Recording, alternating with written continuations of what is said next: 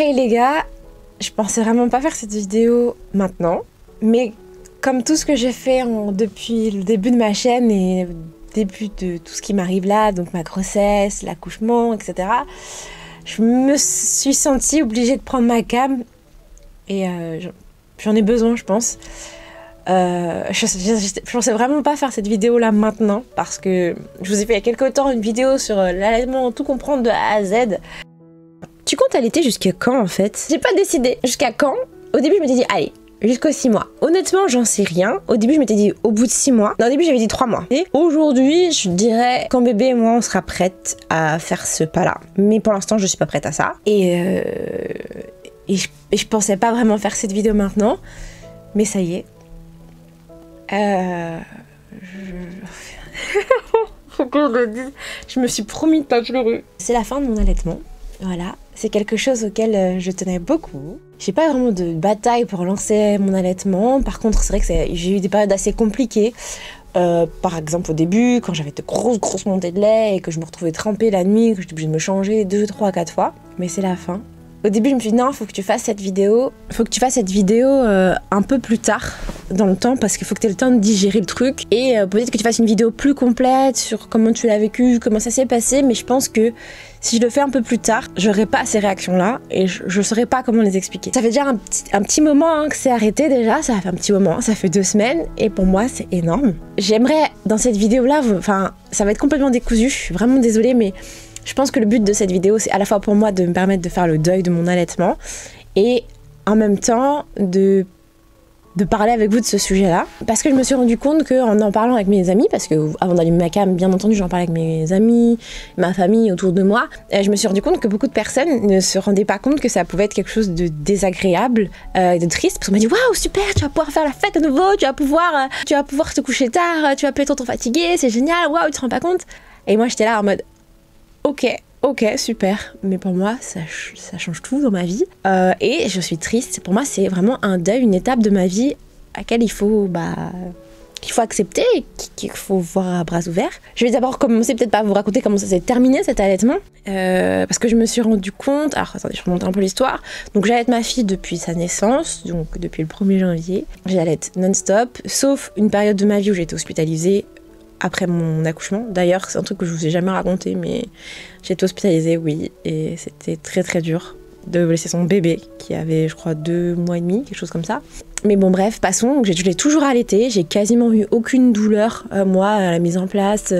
J'ai vraiment été super bien accompagnée par les sages-femmes de ma maternité, pour la gestion des douleurs, pour la posture. Enfin, vraiment, c'était vraiment très très bien. C'était une vraie volonté de ma part d'allaiter, et j'étais soutenue par mon conjoint à fond, même si parfois, comme tout à chacun, on a des réflexions de l'entourage, des amis, etc. Parce que elle fait chier celle-là. Elle fait chier, elle peut pas manger tout n'importe quoi, elle peut pas faire ci, elle peut faire ça. Oui, mais c'était un vrai choix de ma part. J'avais cette envie depuis le début, j'avais regardé, oui, en effet, les recherches, etc. pour savoir les bienfaits que ça avait. Et je ne dis pas, attention, quand je fais des vidéos courtes, très souvent j'oublie de le dire, mais je ne dis pas que ceux qui ne le font pas, ce n'est pas bien. Attention, mais moi, c'était vraiment très important pour moi. Et j'avais l'impression que ça poursuivrait un petit peu le lien qu'il y avait. Je pense que tout ça, c'était très inconscient, mais je pense que ça poursuivait un peu le lien que j'avais avec ma fille dans mon ventre. Surtout que ma grossesse, j'ai pas aimé ça, être enceinte. J'ai vraiment détesté ça. Pour moi, c'était un vrai calvaire. Et quand je vois les femmes autour de moi, je suis là en mode « Ah, ma peau, c'est horrible !» Et en fait, non, tout le monde le vit bien. C'est extrêmement frustrant cette situation, mais écoutez, voilà. Je connais plein de gens autour de moi qui sont enceintes aujourd'hui et qui ont une très belle grossesse et je suis très contente pour eux, mais moi je suis en mode je les surprotège alors qu'en fait il n'y a pas besoin, parce que tout le monde ne vit pas la même chose de grossesse que moi, et heureusement. Donc peut-être pour moi c'était un moyen de vivre cette grossesse un peu plus longtemps, de la vivre comme je le souhaitais, voilà, et donc de poursuivre ce lien avec mon bébé. Et c'est aussi pour moi une fierté. Plus je parle, plus je sens que mon émotivité est en train de grimper en flèche. C'était pour moi aussi une forme de fierté d'allaiter ma fille. Parce que, je sais pas si vous vous rendez compte de la puissance qu'on a. C'est qu'on donne... Notre enfant, on le nourrit. C'est-à-dire qu'on lui donne sa nourriture, son essence. Et puis je pense que c'est dû aussi aux hormones qu'on ressent. Parce que moi, quand j'allaite, j'ai une espèce de toute puissance un peu. Je ressens un sentiment de toute puissance, de force. c'est moi maman, et c'est maman qui donne le sein. Je sais pas, c'est vraiment... Et c'est un truc aussi de douceur et d'amour, je ressens vraiment ça comme ça. Et aujourd'hui, c'est quelque chose que je suis extrêmement contente d'avoir vécu, et je suis extrêmement contente d'avoir pu faire ça. Et je peux comprendre le désarroi des femmes qui n'arrivent pas à allaiter, qui ont cette envie, parce que moi, c'était... voilà, c'est bien fait. Bref, donc moi, c'est tout ça, tout ce genre de sentiments qui se mélangent, voilà, d'amour, de lien avec son bébé. Je suis la nourriture de mon enfant. Et là, ça faisait... Donc on a eu la consultation des 9 mois de notre fille, et le docteur nous a demandé, mais comment ça se fait que votre enfant, il fait toujours pas ses nuits complètement? Pas, elle nous a pas dit ça comme ça, mais en gros, c'est la question qu'elle nous a posée, parce que chez ma mère, bébé fait ses nuits. Elle fait, en gros, elle se réveille une petite fois, elle chouine à peut-être 3 ou 4 heures du matin, puis elle se rendort, quoi. Et nous, on dit, bah, on sait pas, en fait, peut-être qu'avec nous, c'est sympa, peut-être qu'avec nous, il y a un bénéfice qu'elle a, qu'elle n'a pas chez sa mamie, et donc, bah, forcément, elle se réveille plus facilement. Et moi, dans ma tête, cette phrase-là, cette question-là, elle résonne, et je me dis, mais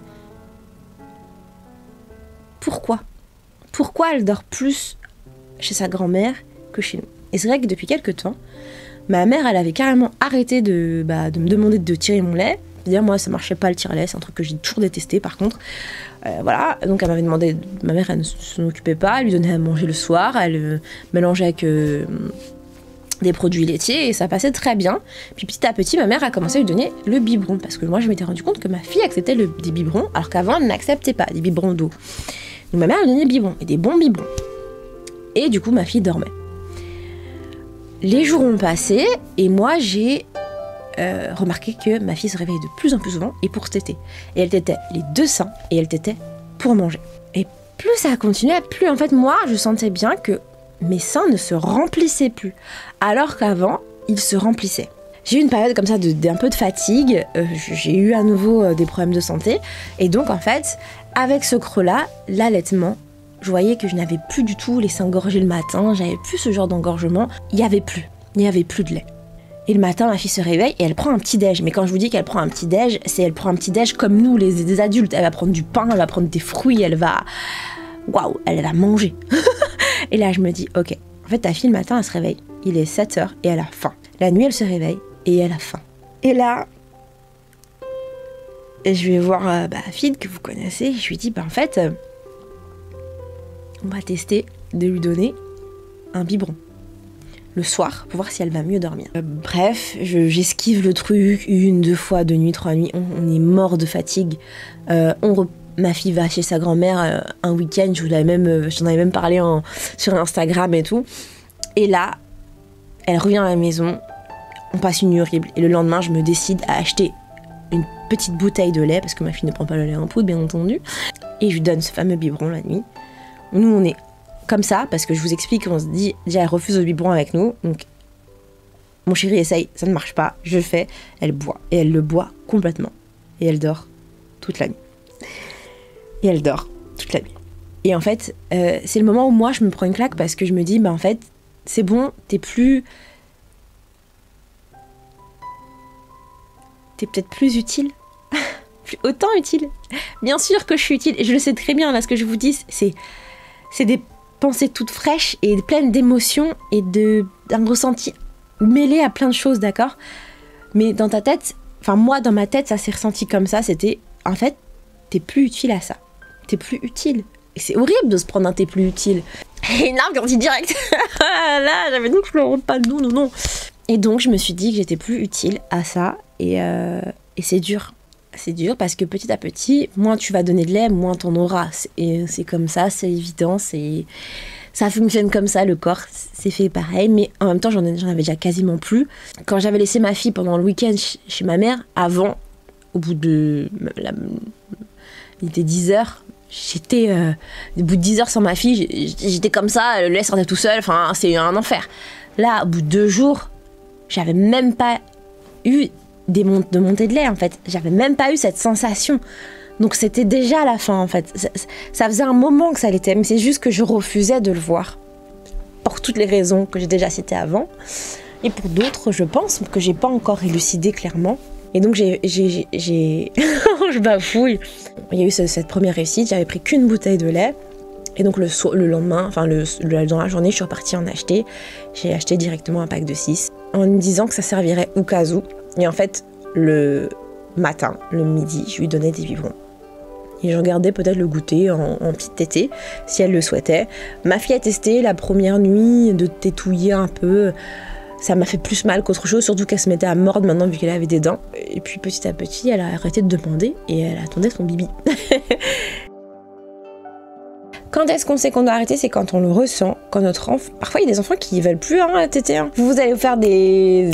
Dans votre tête, c'est un plan en mode « Ouais, moi je vais allaiter jusqu'à la fin et tout. » Ton enfant, à 2 mois, il va refuser à demander un biberon. Ça arrive. Faut se préparer à tout, parce que c'est souvent plus dur pour nous que pour le bébé d'arrêter.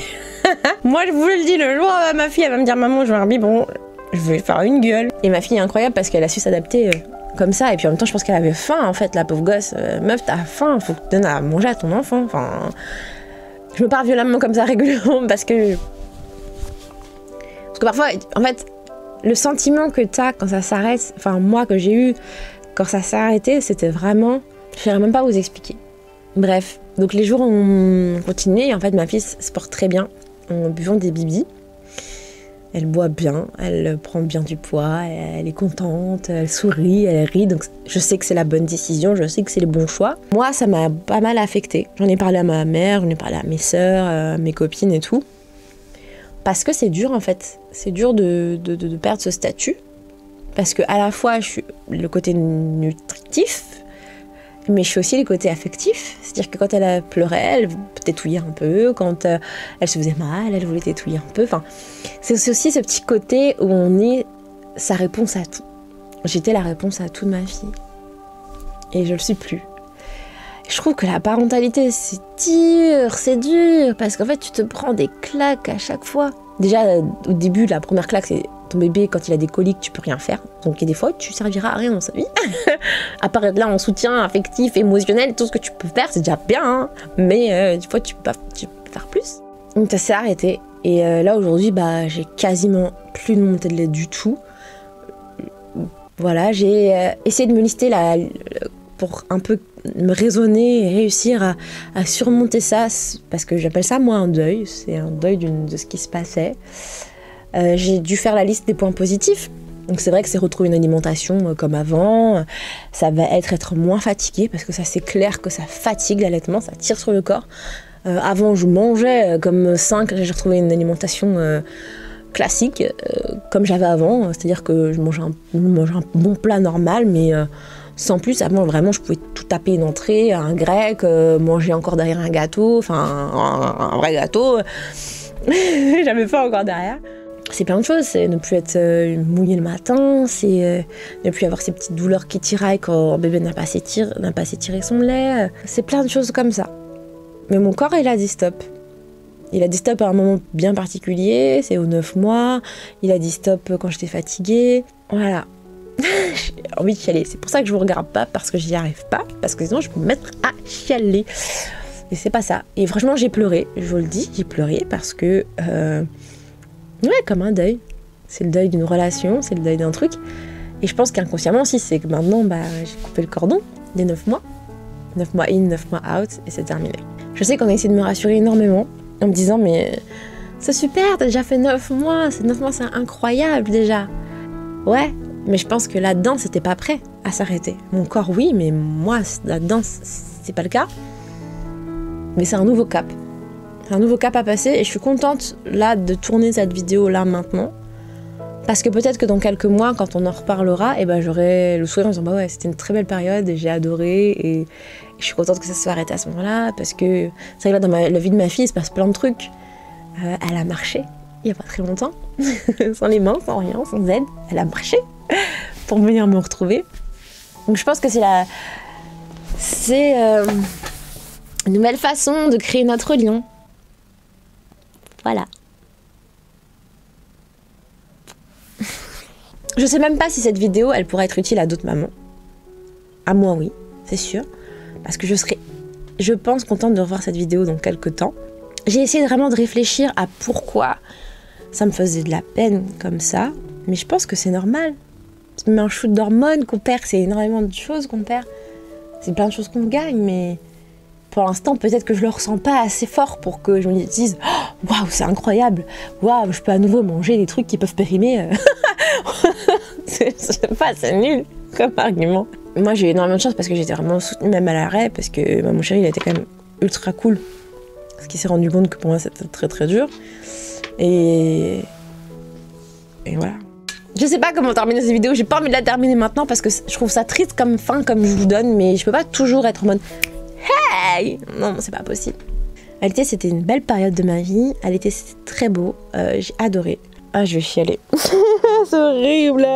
Bref, n'hésitez pas vous à me faire part dans les commentaires de votre vécu sur l'allaitement, comment vous avez vécu la fin, comment ça s'est passé pour vous. Parce que moi, au final, je pense que j'ai trouvé ça vachement brutal que du jour au lendemain, ton corps il dise bah ouais. Je sais ce que je peux vous ajouter avant de conclure la vidéo. Pourquoi j'ai pas pris des choses pour le faire redémarrer, ou pourquoi j'ai pas fait en sorte que ma fille le fasse redémarrer. C'est-à-dire que si tu fais téter souvent ton bébé, ça peut aider à faire redémarrer. Il y a plein de façons, des techniques de succion, être là avec le tire-lait pour venir restimuler, etc. la lactation, prendre de l'homéopathie, enfin il y a vraiment plein de trucs. Je n'ai pas voulu relancer mon allaitement parce que je me suis dit que si mon corps avait décidé que c'était la fin, je devais respecter ce que mon corps me proposait comme solution. Je pense que dans la vie, on peut dire qu'il y a la nature est plutôt bien faite. Il y a des choses c'est injuste et pas normal, etc. Mais globalement, la nature est bien faite. Et dans ces cas-là, une grossesse ça dure 9 mois et pas 10 parce que sinon les bébés ils pourraient pas survivre. Une grossesse, enfin il y a plein de choses comme ça qui sont faites et qui sont établies depuis la nuit des temps. Pas trop pour rien je pense. Donc il y en a qui le font et je peux comprendre pourquoi. Mais moi je ne le voulais pas. Je me suis dit si mon corps a décidé que c'était la fin maintenant, et ben c'est la fin maintenant. Ben, c'est la fin maintenant de la vidéo. J'espère que, je vais pas vous dire que cette vidéo vous a plu, mais j'espère vous avoir vos retours parce que ça va peut-être m'aider moi à vivre autre chose, à passer ce cap, voilà. J'espère n'avoir offensé personne avec ce que j'ai pu dire parce que je sais que c'est des sujets très sensibles pour beaucoup de femmes.